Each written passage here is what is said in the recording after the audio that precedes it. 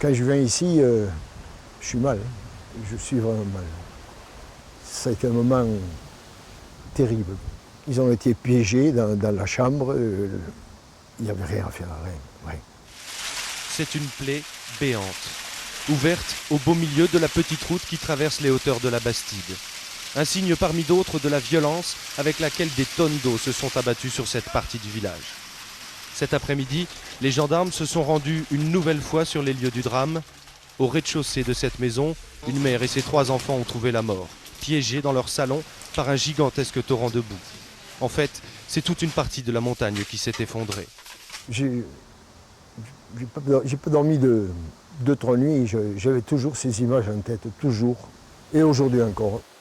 4 morts, c'est le triste bilan de ces inondations du 12 au 13 novembre 1999 qui ont marqué à jamais l'ancien maire de la Bastide-Rouerou. Le village s'est retrouvé isolé, assiégé par les eaux en furie du Torrent. C'était un déluge. Il est tombé 400 mm d'eau au mètre carré en quelques heures. L'équivalent de 6 mois de pluie. C'était une véritable cité lacustre.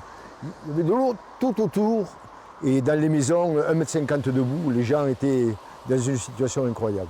On a eu 3 quartiers entièrement noyés, 30 maisons pratiquement perdues.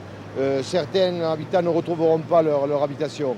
On a vu toute l'infrastructure routière détruite, téléphone, eau, électricité. Pour faire face à la catastrophe, très vite, la solidarité s'organise. On a vu défiler dans le village plus de 200 bénévoles.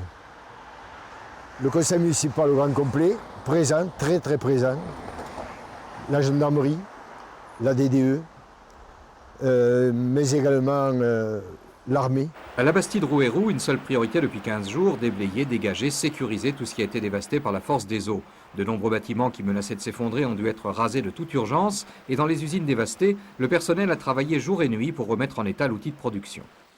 Dans la commune de 1800 habitants, les dégâts se chiffrent alors à 32 millions de francs, soit près de 5 millions d'euros.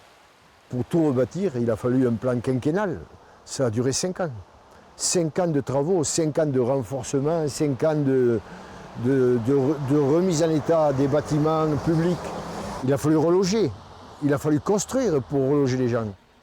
À l'époque, c'est toute la vallée du Torrent qui est touchée, de la Bastide-Rouerou à la Bruguière.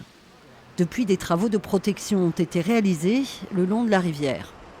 Seul le Torrent est régulièrement surveillé. Les affluents eux-mêmes ne sont pas pris en charge et il faut voir dans quel état ils se trouvent.